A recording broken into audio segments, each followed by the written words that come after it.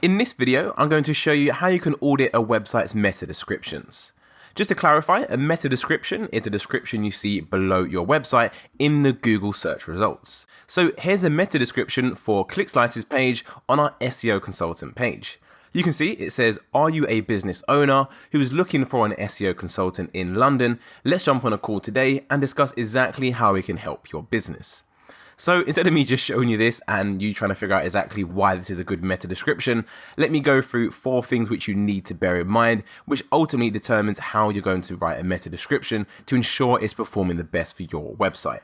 So number 1 is you want to keep it under 155 characters. Once again, that does include spaces. Number 2, you want to get your keywords mentioned in the tag as well. Now this is a little bit different in comparison to the title tag, as with the title tag, you want to get your keyword mentioned at the front. However, when it comes to your meta description, it doesn't really matter where you mention the keyword. You just want to make sure you get it included. Back in the day, adding keywords in your meta description did actually give you an SEO boost. However, it is no longer a ranking signal.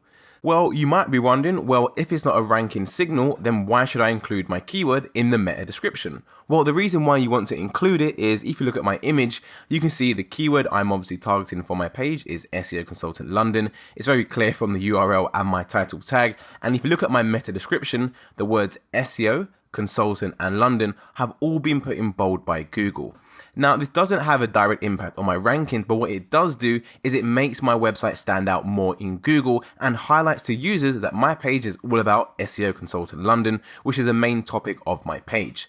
So when you do include the keywords in your meta description, it by default helps your page stand out and can actually help improve your website CTR, which is a percentage of people who click your website from the Google search engine results page.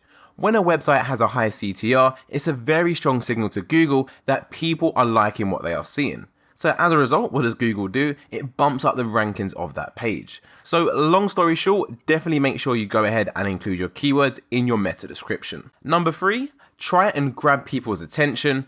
I personally like to do this by asking questions. Questions are a great way to grab people's attention. So in my example right here, you can see in my meta description, I say, "Are you a business owner who is looking for an SEO consultant in London?" So my meta description starts off with a question. If you own maybe an e-commerce website selling gaming monitors, for example, you can start off your meta description saying, "Looking for the best gaming monitor? We sell the most premium gaming monitors, blah, blah, blah, blah." Adding a question in your meta description is a really solid way to grab people's attention.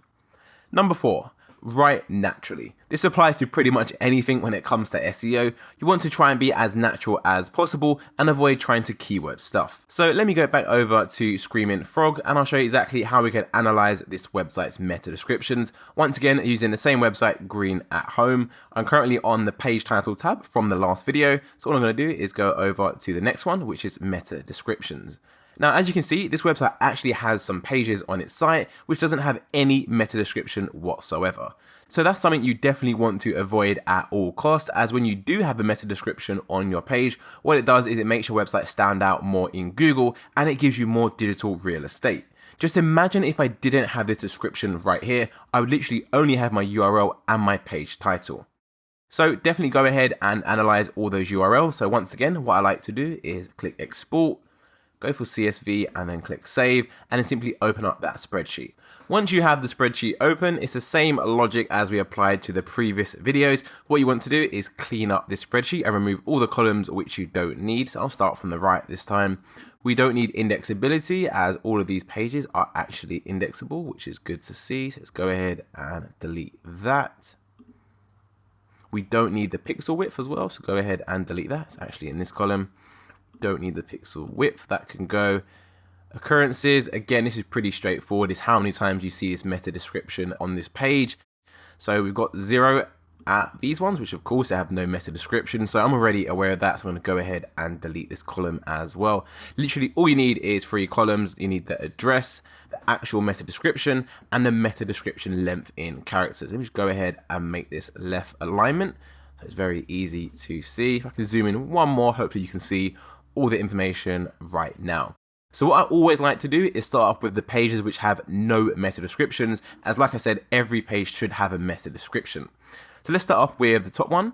seems to be a category by products. Let's go over to Google and then have a look at what this page is actually about, just to make sure the meta description we're writing is a true reflection of the page. This is literally just a page listing out some of the products. So as it says, it's a category to buy the products. It's very unlikely that this page is targeting any keywords, so we don't really have to worry about trying to get our keywords mentioned in here whatsoever. But what we definitely want to do is go ahead and create a meta description that we can use on this page. So let's go back to our spreadsheet. What I'm going to do is add a new column on the right like usual. I'll call it new meta description like so. I'm not sure why the text is going down like that.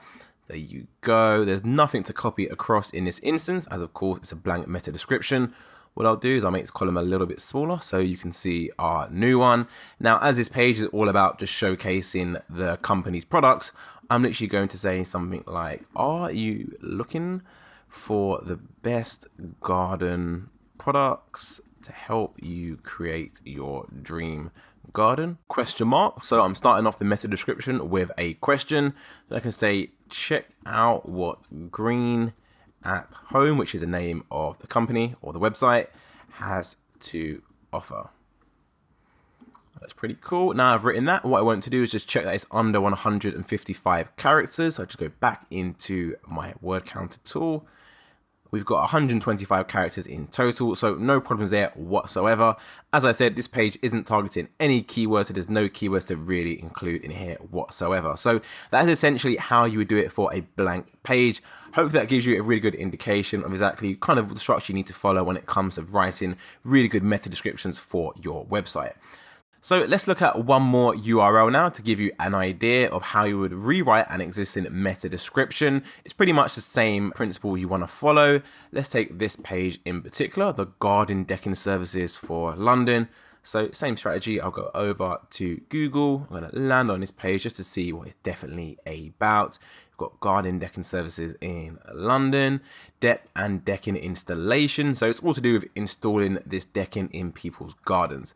Very straightforward and clear. If I go back over to my spreadsheet, we can see this meta description is actually 213 characters in length. That is over the 155 recommended allowance. So we definitely want to go ahead and rewrite this description. Now, as I showcased in the last video, you can actually add a filter to this column just so you can automatically see all the meta descriptions which are over 155 characters. However, when it comes to meta descriptions, I don't like to add any filters. The main reason being is because what you'll find when you audit a lot of websites is that a lot of websites actually have no meta description whatsoever, which would count as 0. So if you add your filter over 155, you're actually going to miss out on all of these blank meta descriptions. So let's go ahead and rewrite this description. I'm going to copy the old one and paste it over here so we can use some of the words. I'll start mine off once again with a question. Are you looking, double space there, are you looking for a reliable decking installer in London? Question mark. I say, great, you've just found one. We install professional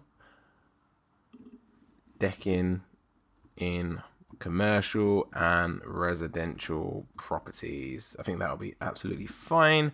And I can end that once again with the brand name Green at Home and then delete all of this. That should be a lot more condensed now. I just want to copy that, go back over to my tool and just make sure that it's under 155. So in this instance, we're actually over our limit. So I want to go ahead and start to condense this and actually have a few spelling errors. Let me just correct these first. There we go. So I can just take off the brand name if I want, and that way I should come down a little bit at 162. Just do a little bit more work on this. So what I can do is I can say we install professional decking at affordable prices. Let's have a look at that. What are we at now? 143. Can I get the brand name in? Green at Home. No, I can't. It's too much. So what I do in this instance is I'll just go for something like this. So as you saw with this real-time walkthrough, it can be a little bit of back and forth just to make sure you are under your character limit, but I highly recommend that you pay extra attention and give it more time just to make sure you are actually under 155, as if you are not, what happens is Google will take a snippet from your page and use whatever part of content on your website they think is going to be applicable, and 9 times out of 10 they always get it wrong. So this is going to be our new meta description. So I'll go ahead and replace that one. And essentially, once you've done that for all of your pages, you've got a nice meta description. All you need to do is go into your website and update your meta description. If you are using a WordPress website, like I am for ClickSlice, it's very easy to do. You can have a plugin such as Yoast SEO, get it installed on your WordPress website, go into one of your pages or your blog post, whatever page you are optimizing, scroll down to the bottom and then click this button right here where it says Edit Snippet. This comes under the main SEO tab. Once you click that, you literally go into the meta description and simply enter in your meta description to suit. If you are not using a WordPress website, then essentially all you need to do is find the HTML code for your meta description. Very easy to do. If I go to the page source for my SEO Consultant London page, you can see I've done a Control F for the word description, and this is the HTML tag for meta description. So here between the speech marks is exactly where you'd want to add your new meta description. This part right here. That brings us to the end of this video, and I'll see you in the next one.